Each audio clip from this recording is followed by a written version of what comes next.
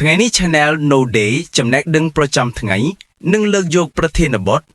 រំដោះខ្លួនចេញពីភាពក្រីក្រនៅកម្ពុជាក្នុងបច្ចុប្បន្នភាព2025ផ្អែកលើលក្ខខណ្ឌសេដ្ឋកិច្ចសង្គមនៃប្រទេសយើងឥឡូវនេះកត្តាគន្លឹះសម្រាប់ការរំដោះខ្លួនពីភាពក្រីក្រ1បង្កើតជំនាញដែលទីផ្សារកម្ពុជាកំពុងត្រូវការខាងក្រោមនេះជាការពន្យល់លម្អិតជាច្បាស់សម្រាប់ចំណុចទី1បង្កើតជំនាញដែលទីផ្សារកម្ពុជាកំពុងត្រូវការនេះគឺជាមូលដ្ឋានសំខាន់ក្នុងការរំដោះខ្លួនចេញពីភាពក្រីក្រនៅពេលសេដ្ឋកិច្ចកម្ពុជាកំពុងផ្លាស់ប្ដូរទៅជាវ័យ Digital និងសេដ្ឋកិច្ចសេវាកម្មដែលមានហៅថា Digital Economy និង Service Economy A ហេតុអ្វីបានជាជំនាញមានតម្លៃដូចជាទ្រព្យសម្បត្តិមនុស្សអាចខាតបង់លុយបាត់ការងារបាត់ទ្រព្យសម្បត្តិតែជំនាញគឺមិនអាចមាននរណាខ្ចីយកពីអ្នកបានទេជំនាញជួយអ្នករកប្រាក់រៀងរាល់ខែនិងធ្វើឲ្យអ្នកមានតម្លៃខ្ពស់នៅទីផ្សារការងារអ្នកណាមានជំនាញខ្ពស់អាចដាក់តម្លៃខ្ពស់អ្នកដែលគ្មានជំនាញខ្វះឱកាសទទួលប្រាក់ខែទាបការភាពក្រីក្រដូច្នេះជំនាញស្មើនឹងសេរីភាពហិរញ្ញវត្ថុ B Digital Skills ជំនាញ Digital នេះគឺជំនាញពេញនិយមខ្លាំងនៅកម្ពុជា2024-2025ព្រោះអាជីវកម្មសុទ្ធៗកំពុងចូលទៅលើ Facebook, TikTok, Telegram, website អាជីវកម្មម្នាក់ត្រូវការកម្មវិធី Digital រួម2ទៅ5នាក់ជារៀងរាល់ថ្ងៃ 1. Graphic Design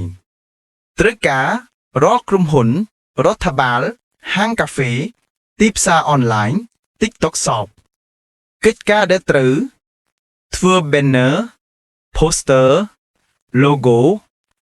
content social media, product image ប្រាក់ចំណូលគេកំពុងទទួលបានជាមធ្យម freelancer 150ទៅ$300ក្នុងមួយខែ full time designer 250ទៅ$500បូកបន្ថែមជំនាញកាន់វ៉ាងាយរៀនណាស់ដូច្នេះចាប់ផ្ដើមបានរហ័ស 2. Social Media Marketing TikTok Facebook Ads ក្រុមហ៊ុននៅកម្ពុជាច្រើនស្រេចចិត្តចំណាយលុយក្នុងការផ្សព្វផ្សាយអនឡាញដើម្បីរកអតិថិជនកិច្ចការដែលត្រូវបង្កើត content ដាក់ Facebook Ads ឬ boost post វិភាគទិន្នន័យ engagement reach sales គ្រប់គ្រង page ឬ TikTok Shop ប្រាក់ចំណូលpart time 150ទៅ350 full time 300ទៅ$1000បូកបន្ថែមជំនាញនេះកំពុងខ្វះខាតយ៉ាងខ្លាំងនៅកម្ពុជា 3. Video Editing CapCut Premiere Pro TikTok Facebook Reel YouTube Short កំពុងពេញនិយមដូច្នេះការកាត់វីដេអូคล้ายជាជំនាញសាមញ្ញដែលត្រូវការច្រើនកិច្ចការដែលធ្វើកាត់វីដេអូសម្រាប់ TikTok Page កាត់វីដេអូសម្រាប់ Content Creator កាត់វីដេអូរបស់ឲ្យហាងអនឡាញប្រាក់ចំណូលក្នុងទីផ្សារ CapCut Editor 150ទៅ$400ក្នុងមួយខែ Premiere Pro Editor 300ទៅ$900ក្នុងមួយខែចាប់ផ្ដើមពី CapCut សិនព្រោះងាយរៀន 4. Coding Basic Website WordPress មិនចាំបាច់ខ្លាយជាអ្នក programmer ពេញម៉ាត់សម័យនេះការធ្វើ website ងាយស្រួលជាងមុនកិច្ចការដែលត្រូវបង្កើត website company online store WooCommerce landing page for adsប្រាក់ចំណូល website basic 150ទៅ$400ក្នុងមួយ project full stack developer 400ទៅ$1500បូកបន្ថែមជំនាញនេះដើរបានយូរនិងស្ថិរភាព C admin and office skills បើអ្នកចង់ធ្វើការនៅក្រុមហ៊ុនមានបរិយាកាសល្អធ្វើការពេញម៉ោងប្រាក់ខែស្ថិរភាពចាំបាច់ត្រូវមានជំនាញការិយាល័យ 1. Accounting QuickBook Excel ត្រូវការសម្រាប់ក្រុមហ៊ុនលក់ទំនិញក្រុមហ៊ុនសេវាកម្មក្រុមហ៊ុន Bill House ហាងលក់ទូរស័ព្ទកិច្ចការធម្មតាចុះតារាងចំនួនចំណាយ Recording Purchase Sales Inventory ប្រាក់ខែអាស្រ័យលើកម្រិត Junior 180ទៅ350 Middle Level 350ទៅ600 Senior 600ទៅ$1000បូកបន្ថែម Excel ជាចំណុចមូលដ្ឋានត្រូវរៀនជាមុន 2. Admin and Higher Ed Skills កិច្ចការរួមមាន Hiring CV Screening Payroll Employee Management Document Control ប្រាក់ខែ$200ទៅ$600 ជំនាញនេះមិនសូវលំបាកប៉ុន្តែត្រូវការអត្តចរិតល្អឆាប់រៀន 3. Customer Service ក្រុមហ៊ុនហាងអនឡាញ Delivery Bank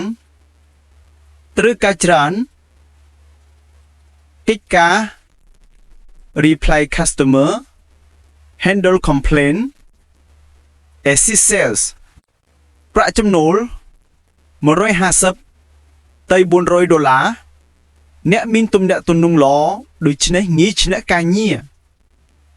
4. Technical Vocational Skills ជំនាញអាជីពបច្ចេកទេសនៅកម្ពុជាជំនាញបច្ចេកទេសទទួលប្រាក់ខែខ្ពស់ជាងការិយាល័យខ្លះៗដោយសារត្រូវការច្រើន 1. Electricity and Plumbing អគ្គិសនីនិងប្រព័ន្ធទឹកប្រាជារួមការសាងសង់ទូបអគារផ្ទះបុរី Depot ប្រាក់ចំណូល$15ទៅ$40ក្នុងមួយថ្ងៃ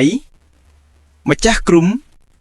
$600ទៅ$1500បូកបន្ថែមជំនាញនេះមិនអស់តម្រូវការទោះសង្គមផ្លាស់ប្ដូរយ៉ាងណាក៏ដោយ 2. Car or Motor Repair ជួសជុលឡាននិងម៉ូតូតម្រូវការប៉ូលីម៉ូតូកណ្ដាលទីក្រុងរោងជួសជុលចំណូល$300ទៅ$1000ក្នុងមួយខែអាស្រ័យលើសេវាកម្មនិងចំនួនអតិថិជន 3. Aircon Repair HVAC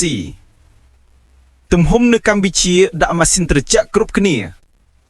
តម្រូវការខ្លាំង Repair ជួសជុល Install ដំឡើង Cleaning សម្អាតប្រាក់ចំណូល$200ទៅ$600ក្នុងមួយខែប្រសិនបើមានក្រុមសេវា$1000បូកបន្ថែមមនុស្សច្រើនចាប់ផ្ដើមរៀន HVAC ដើម្បីចាប់ផ្ដើមសេវាកម្មផ្ទាល់ខ្លួន HVAC stand for Heating Ventilation and Air Conditioning 4. Welding and Construction Skills ត្រូវការជារួមសំណង់បន្ទប់ធូរម៉ាស៊ីនផ្សារទំនើបសណ្ឋាគារប្រាក់ចំណូលជាងផ្សារដែក Welder 15ទៅ$50ក្នុងមួយថ្ងៃម្ចាស់តូប$600ទៅ$1500បូកបន្ថែម 5. តើហេតុអ្វីបានជាជំនាញខ្លាយជាប្រាក់ 1. អ្នកមានជំនាញអ្នកអាចដាក់តម្លៃខ្ពស់ 2. ក្រុមហ៊ុនត្រូវការអ្នកជ្រើសរើសការងារ 3. អ្នកអាចជា freelance មានចំណូលបន្ថែម 4. អ្នកអាចបង្កើតអាជីវកម្មផ្ទាល់ខ្លួន5ជំនាញនៅជាមួយអ្នករហូតមិនបាត់បង់ដោយទ្រព្យសម្បត្តិដូច្នេះពិខុ Digital សពថ្ងៃអ្នកណាមានជំនាញខ្ពស់ស្មើនឹងមានលុយច្រើននិងសេរីភាពច្រើន ចំណុចទី2ចាប់ផ្ដើមអាជីវកម្មតូចៗ Small Business នៅកម្ពុជាបើអ្នកមិនចង់រងចាំប្រាក់ខែឬមិនចង់ជាប់ក្នុងដំណើរការជ្រើសរើសការងារយូរអាជីវកម្មតូចៗគឺជាវិធីឆាប់រហ័សបំផុតដើម្បីចាប់ផ្ដើមចំណូលផ្ទាល់ខ្លួននៅកម្ពុជាបច្ចុប្បន្ន2025អាជីវកម្មតូចៗរកលុយលឿនឆាប់ដាវនិងអាចចាប់ផ្ដើមដោយមូលធនតិច A ហេតុអ្វីបានធីត្រូវចាប់ផ្ដើមតូចមិនចាំបាច់ចំណាយមូលធនច្រើនហានិភ័យទាបត្រូវការពេលរៀនតិចអាចធ្វើសាកល្បងទីផ្សារប្រសិនបើជោគជ័យពង្រីកប្រសិនបើបរាជ័យខាត់តិចអាចចាប់ផ្ដើមឡើងវិញបានអាជីវកម្មធំសុទ្ធតែចាប់ផ្ដើមពីតូច B អាជីវកម្មតូចដែលចំណេញខ្លាំងនៅកម្ពុជា2025ខាងក្រោមនេះឃុំពន្យឺលើមូលហេតុតម្រូវការមូលធននិងចំណូលជាប់នឹងអាជីវកម្មនីមួយៗ Coffee Kiosk ឬក៏ Multi Kiosk ហេតុអ្វីបានជាលក់ Coffee Multi ចំណេញមនុស្សកម្ពុជាទិញកាហ្វេរៀងរាល់ថ្ងៃងាយរៀនងាយកូរមូលធនតិចជាងបើធ្វើហាងធំអាចដាក់តាមសាលារៀនផ្លូវធំផ្សារក្បែរអំពើរោងចក្រមូលធនចាប់ផ្ដើម$200ដល់$600តាមទំហំគូស្តចំណូលជាមូលដ្ឋានក្រុមហ៊ុនតូចៗលក់បាន40ដល់100ការមួយថ្ងៃចំណេញសុទ្ធប្រចាំខែ$300ដល់$1000 បង Street Food បបរគុយទាវ BBQ បាយក្តាំងហេតុអ្វីចំណេញគ្មានការចំណាយធំជួលហាង decoration មុំឆ្ងាញ់ស្មើមិននឹងអតិថិជនកាន់តែច្រើនអស់កម្លាំងទៅជាងឆ្លើយគេហាងធំបបថតខ្មែររកអាហារតាមផ្លូវពេញនិយមមូលធន$150ដល់$500ចំណូលប្រសិនបើកន្លែងល្អ$20ដល់$80មួយថ្ងៃប្រចាំខែ$400ដល់$1500 Street Food ជាអាជីវកម្មឆាប់មានលុយបំផុតនៅកម្ពុជា Online Shop TikTok Shop Facebook Shop ហេតុត្រូវ online មនុស្សទិញទំនិញ online ស្ទើរតែគ្រប់គ្នាមិនចាំបាច់មានហាង TikTok Shop បើ live កាន់តែមានអតិថិជនអាចលក់នៅស្រុកឬតាមប្រទេសមូលធន$0ដល់$200អាស្រ័យទៅលើ product ចំណូល Seller មធ្យមលក់បាន$300ដល់$1500បង Top Seller $300ដល់$10000មួយខែការលក់អនឡាញពិតជាអាជីវកម្មប្រាក់ខ្លាំងបំផុតនៅក្នុងឆ្នាំ2024-2025 Delivery Service Laundry Service បោកខោអាវ Laundry Service អាគារផ្ទះជួលការឡានមនុស្សខ្លះមិនមានម៉ាស៊ីនបោកត្រូវការសេវា Laundry មូលធន$200ដល់$1000ចំណូល$300ដល់$1500បងមួយខែ Delivery Service ចំនួន order online កើនច្រើនត្រូវការ delivery អ្នកម្នាក់អាចដើរផ្ទាល់ខ្លះវារត់តាក់ពី3ក្រុមហ៊ុនចំណូល$7ដល់$20បងមួយថ្ងៃម៉ូតូកម្រងខ្លះអាចចូលបាន$400ដល់$700បងមួយខែ Repair Services Phone Repair Motor Repair ហេតុអ្វីចំណេញពិភព Digital ទូរស័ព្ទឈប់ដំណើរការទេម៉ូតូស្មើជីវិតប្រចាំថ្ងៃរបស់ជនជាតិខ្មែរមិនខ្វះអតិថិជនជំនាញឱកាសទ្រព្យចំណូល Phone repair $300 ដល់$1,000 បង់មួយខែ Motor repair $300 ដល់$1,500 បង់មួយខែមិនពិបាករៀននឹងអាចបាក់ឯងបាន Home based product សាប៊ូកក់សក់ Babel Put ហេតុអីបានជាលក់ដាច់ទំនិញប្រើប្រាស់ប្រចាំថ្ងៃមនុស្សចូលចិត្តទិញនៅជិតផ្ទះងាយលក់អនឡាញការផលិតតិចចំណូលតិចតើចំណេញខ្លាំងមួយធនចាប់ផ្ដើម$50ដល់$200ចំណូលប្រសិនបើជាប់ទីផ្សារ$200ដល់$500បង់មួយខែពង្រីកទៅអនឡាញ$1,000បង់មួយខែ C ការចាប់ផ្ដើមតូចៗមានអ្វីល្អពិតប្រាកដនឹងចាប់ផ្ដើមបានភ្លាមមិនចាំបាច់ខ្ចីប្រាក់ធំ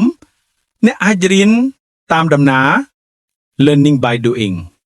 ប្រសិនបើអ្នកប្រាជ្ញចាត់យ៉ាងម៉ឺងម៉ាត់អាចក្លាយជាអាជីវកម្មធំមនុស្សជឿអ្នកតាមលទ្ធផលឆ្ងាញ់តំណែងល្អសេវាល្អមិនមែនតាមពាក្យសម្ដី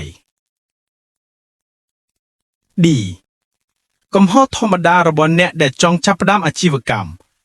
រងចាំមូលធនធំវាយតម្លៃខ្លួនឯងថាធ្វើមិនបានមិនសាក់លបងទីផ្សារចូលទៅជាអាជីវកម្មដែលខ្លួនមិនយល់ដាក់តម្លៃមិនត្រឹមត្រូវចាប់ផ្ដើមតូចស្មើនឹងយល់ទីផ្សារពង្រីកទ្រាំបានយូរ 3. ប្រើប្រាស់ឱកាសអនឡាញដើម្បីរកចំណូលនេះជាវិធីពង្រីកលំអិតសម្រាប់ប្រើប្រាស់ឱកាសអនឡាញដើម្បីរកចំណូលដែលកំពុងពេញនិយមខ្លាំងនៅកម្ពុជា 1. TikTok Live Selling លក់ផ្ទាល់លើ TikTok កំពុងពេញនិយមខ្លាំងជាងគេនៅកម្ពុជាអ្នកលក់អាច live stream រៀងរាល់ថ្ងៃដើម្បីលក់ផលិតផលដូចជាក្រមាអាវខ្លីសម្ភារៈក្មេងៗសម្ភារៈផ្ទះឧបករណ៍អេឡិចត្រូនិកដល់ថ្នាក់ cosmetics and skincare TikTok មានប្រព័ន្ធ Add to Cart ដែលអតិថិជនអាចចុចទិញភ្លាមៗចំណូលមកពីលក់ទំនិញអនឡាញ offline កម្រៃជើងសារ gift ពេលអ្នកគាំទ្រផ្ញើអ្នកចាប់ផ្ដើមអាចប្រើការផ្សាយជាមួយហាងអ្នកដទៃ live agency ដើម្បីទទួល commission ដោយមិនចាំបាច់មានផលិតផលផ្ទាល់ខ្លួន 2. Affiliate marketing TikTok Shopee YouTube Affiliate គឺជាការចែករំលែក link ផលិតផលហើយអ្នកទទួលកម្រៃជើងសារ 5% ដល់ 20% ខ្លះអាចលើសបើមានអ្នកចុចទិញតាមតំណក់ប្រព័ន្ធរបស់អ្នក TikTok Shop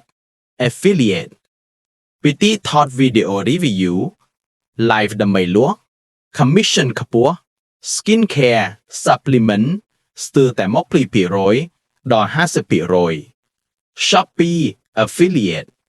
ដាក់ link ក្នុង Facebook TikTok Telegram YouTube មិនចាំបាច់បង្ហាញមុខ YouTube Affiliate Review Tech Unboxing Kitchen Tools Lifestyle ចំណូល passive មានអ្នកចុច link គឺបានលុយកម្ពុជាកំពុងលូតលាស់ខ្លាំងផ្នែក affiliate មកពីការកើនឡើងនៃ online shopping 3. Facebook Reels និង TikTok Creator Fund អ្នកធ្វើខ្លឹមសារអាចរកប្រាក់ពី Reels Bonus Facebook TikTok Creativity Program Beta Ads YouTube Partner Program ប្រភេទខ្លឹមសារដែលមាន viewer ខ្ពស់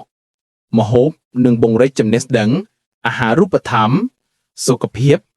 humor motivation ព័ត៌មានលឿន review ចំណូលអាចដល់$200ដល់$1,000 plus លើខែពាក់ព័ន្ធនឹងចំនួន views និង engagement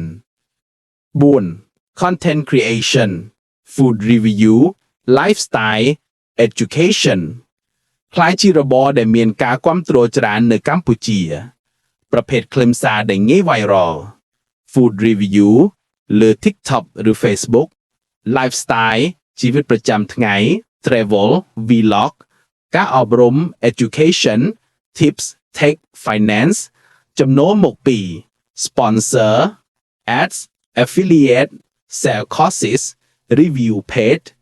គ្រាន់តែមានទូរស័ព្ទល្អនិងការអនុវត្តច្រើនអ្នកអាចបង្កើត brand ផ្ទាល់ខ្លួនបានចំណូលអនឡាញនៅកម្ពុជា realistic បើធ្វើត្រឹមត្រូវមានវិន័យនិង regular posting អាចរកចំណូល4ដងដល់10ដងលើប្រាក់ខែធម្មតាឧទាហរណ៍ប្រាក់ខែធម្មតា200ដល់$400ចំណូលអនឡាញអាចទៅដល់800ដល់$4,000 plus លើខែ 4. ការគ្រប់គ្រងហិរញ្ញវត្ថុផ្ទាល់ខ្លួន financial discipline ការរកលុយគឺជារឿងសំខាន់ប៉ុន្តែរបៀបគ្រប់គ្រងលុយសំខាន់ជាងមនុស្សជាច្រើនខ្លាចជាខ្វះខាតមិនមែនដោយសារតែប្រាក់ចំណូលតិចទេប៉ុន្តែដោយសាររបៀបប្រើប្រាស់លុយមិនត្រឹមត្រូវ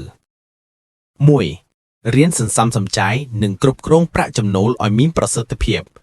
ចាប់ផ្ដើមពីការសរសេរចំណូលចំណាយជារៀងរាល់ខែប្រើប្រាស់ app ជំនួយដូចជា Spendy Money Manager ឬ Wallet បែងចែកលុយតាមប្រភេទហូតជារបៀបស្តង់ដារពិនិត្យមើលថាអ្វីដែលត្រូវកាត់បន្ថយនិងអ្វីដែលគួរបន្ថែមសម្រាប់ការសន្សំនិងវិនិយោគ saving or investment 2. ប្រាក់កម្ចី loan ប្រើប្រាស់ត្រឹមត្រូវអ្នកគួរយកកម្ចីតែបើចាំបាច់និងមានគោលបំណងច្បាស់លាស់ដូចជាវិនិយោគលើការអប់រំកម្ចីរៀនសូត្រ course ឬជំនាញថ្មី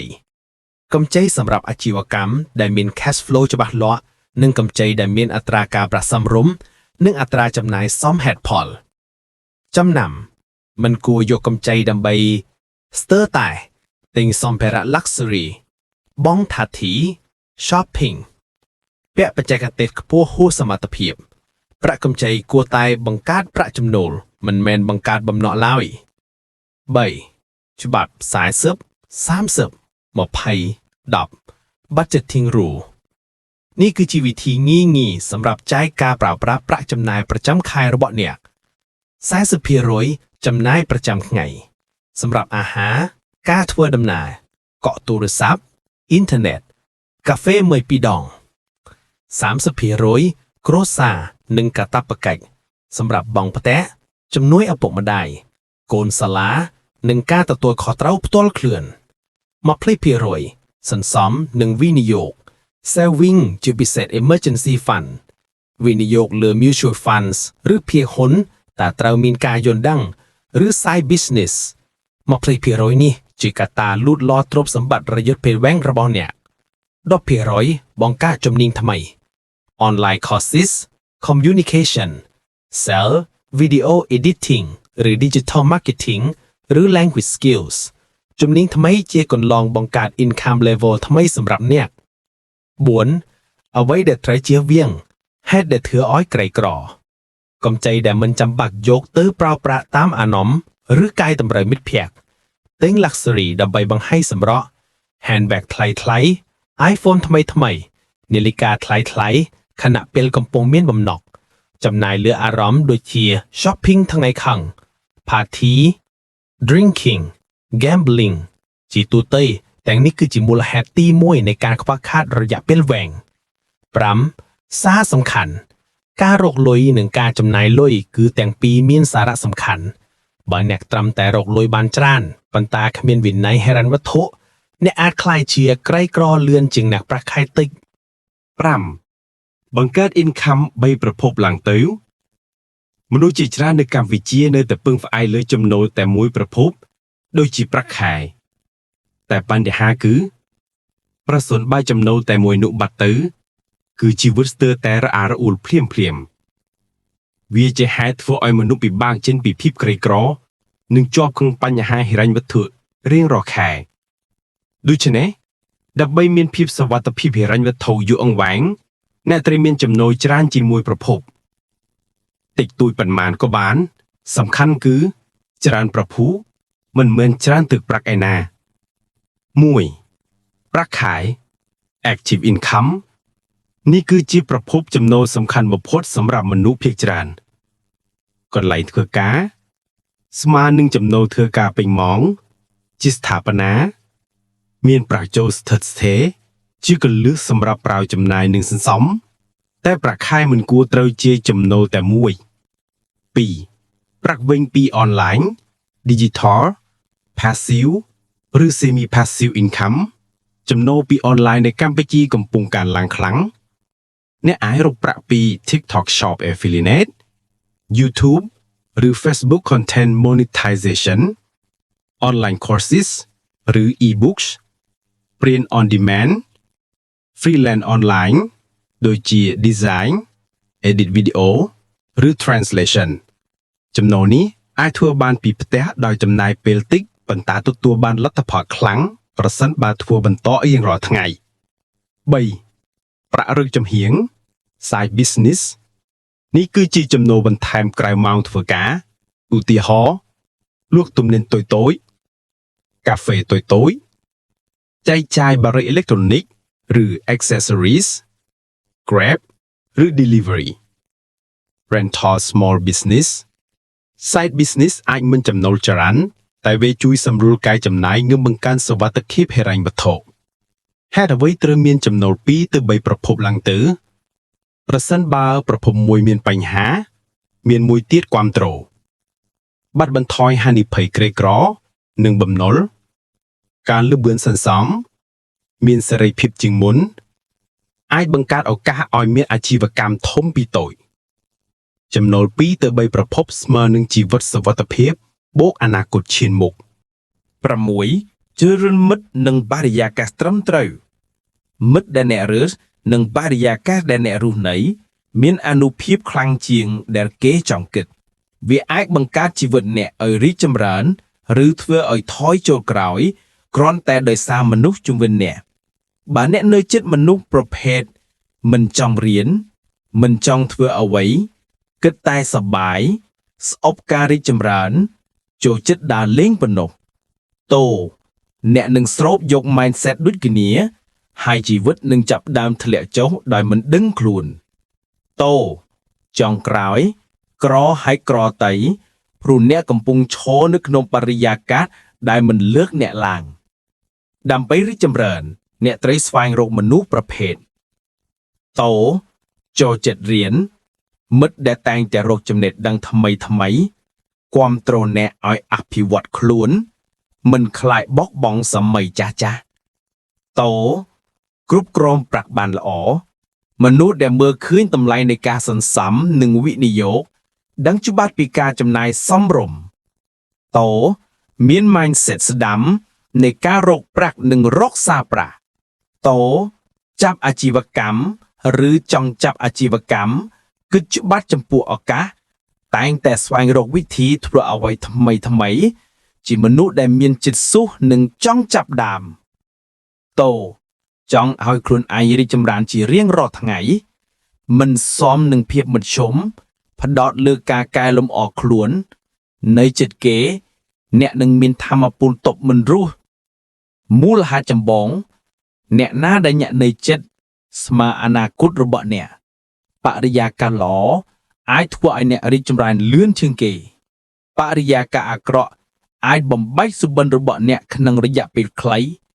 សូមយកចិត្តទុកដាក់ពេលជ្រើសរើសមនុស្សជុំវិញអ្នកបើអ្នកចង់រីកចម្រើនដាក់ខ្លួននៅក្បែរមនុស្សដែលរីកចម្រើន 7. ធ្វើការលឿនជាងមនុស្សធម្មតា 2 ទៅ 3 ដងមូលហេតុដែលមនុស្សខ្លះរីកចម្រើនលឿនពេកមើលទៅដូចជាមានសំណាងតែពិតប្រាកដមិនមែនសំណាងទេ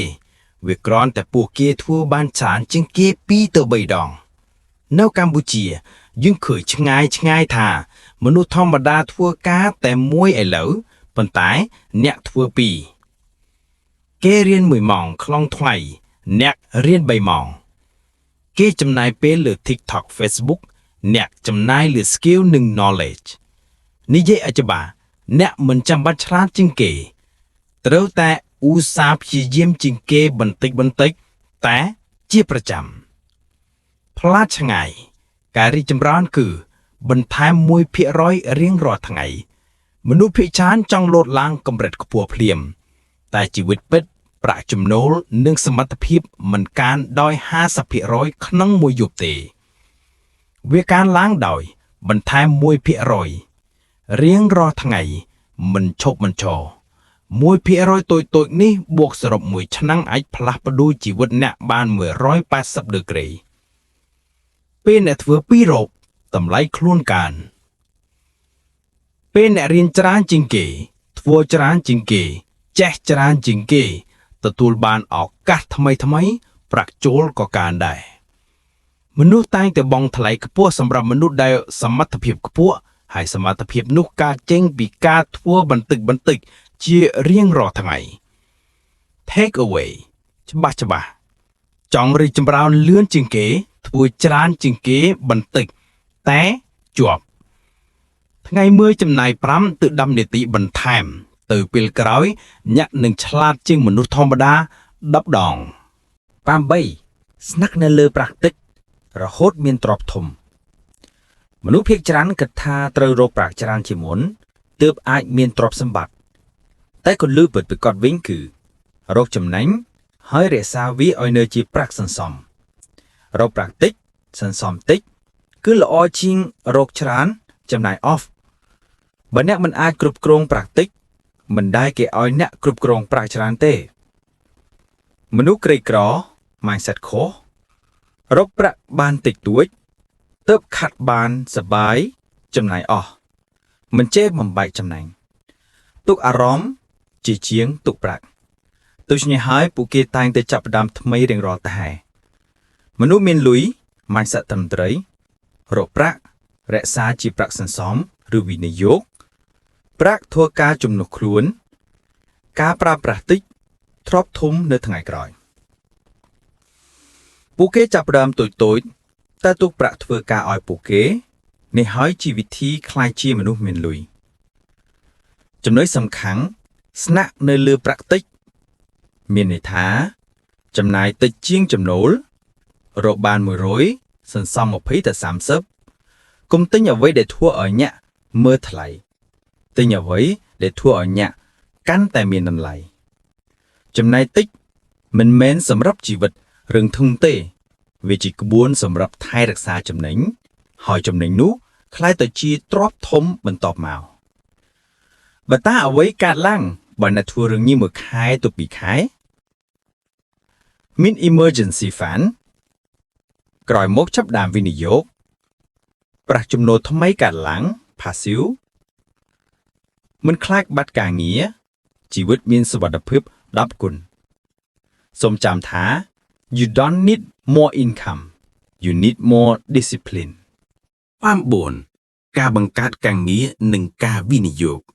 ការចាប់ផ្ដើមអនាគតហិរញ្ញវត្ថុរបស់អ្នកមិនមែនមានត្រឹមតែរកប្រាក់ប៉ុណ្ណោះទេតែជាការស្វែងរកឱកាសសមរម្យតាមតំបន់និងការវិនិយោគឲ្យប្រាក់ធ្វើការចំនួនអ្នក 1. ឱកាសការងារតាមមូលដ្ឋាន Jobs in local economy ឆ្នាំនេះរដ្ឋាភិបាលកម្ពុជាកំពុងលើកស្ទួយយុទ្ធសាស្ត្រដើម្បីបង្កើតការងារក្រៅពីទីក្រុងទៅដល់មូលដ្ឋានជនបទខេត្តនានាមានន័យថាអ្នកមិនចាំបាច់ទៅភ្នំពេញទើបរកបានការងារល្អឱកាសថ្មីកំពុងកើតឡើងក្នុងឧស្សាហកម្មផលិតកម្ម Factory Assembly Processing កសិកម្មទំនើប Smart Farming Agro Processing ទេសចរណ៍និងសេវាកម្ម Logistics ដឹកជញ្ជូន P ស្វែងរកការងារដែលស្របនឹងសក្តានុពលសេដ្ឋកិច្ចតំបន់របស់អ្នករស់នៅតំបន់ណាចាប់យកឱកាសនៅតំបន់នោះ 2. ការធ្វើសេដ្ឋកិច្ចចម្រុះ Economic Diversification កម្ពុជាមិននៅតែពឹងផ្អែកលើកសិកម្មដូចមុនទៀតឡើយរដ្ឋនិងវិស័យឯកជនកំពុងលើកកម្ពស់ឧស្សាហកម្មធុនស្រាលនិងធុនធ្ងន់វិស័យទេសចរណ៍គុណភាពខ្ពស់បច្ចេកវិទ្យា Digital Economy Startup and Innovation នេះជាឱកាសសម្រាប់យុវជននិងអ្នកធ្វើការថ្មីក្នុងការចូលរួមរកការងារល្អនិងការវិនិយោគមានអនាគតរយៈពេលវែង P ពិវត្តិភាពគឺជាគន្លឹះក្នុងការកាត់បន្ថយភាពក្រីក្រយូរអង្វែងព្រោះវាមានតួនាទីបង្កើតចំណូលច្រើនប្រភពជាតិ Star សរុប Take away សម្រាប់អ្នកស្ដាប់ការរំដោះខ្លួនចេញពីភាពក្រីក្រនៅកម្ពុជា W ជំនាញ W ចំណូលច្រើនប្រភព W វិន័យប្រើប្រាស់ប្រាក់ W ឱកាស Digital W ការងារខិតខំនិង mindset ត្រឹមត្រូវ Target លទ្ធផលអ្នកអាចចាប់ផ្ដើមពី0ប៉ុន្តែអាចលូតលាស់បានប្រសើរជាងមុន10ដងប្រសិនបើអ្នកធ្វើតាមចំហៀងតូចៗជាប្រចាំបើអ្នកចង់ខួងអាចជួយញាក់បន្ថែម X រៀបចំផែនការ6ខែចេញពីភាពក្រីក្រ X បង្កើតរថមេព1ឆ្នាំរកប្រាក់សន្សំនិងវិនិយោគ X ឲ្យគំនិតអាជីវកម្មសមរម្យតាមតំបន់អ្នករស់នៅកសិកម្មសេវាកម្មអនឡាញទំនិញ micro business បង្ហាញថាអ្នកអាចចាប់ផ្ដើមបានថ្ងៃនេះ not tomorrow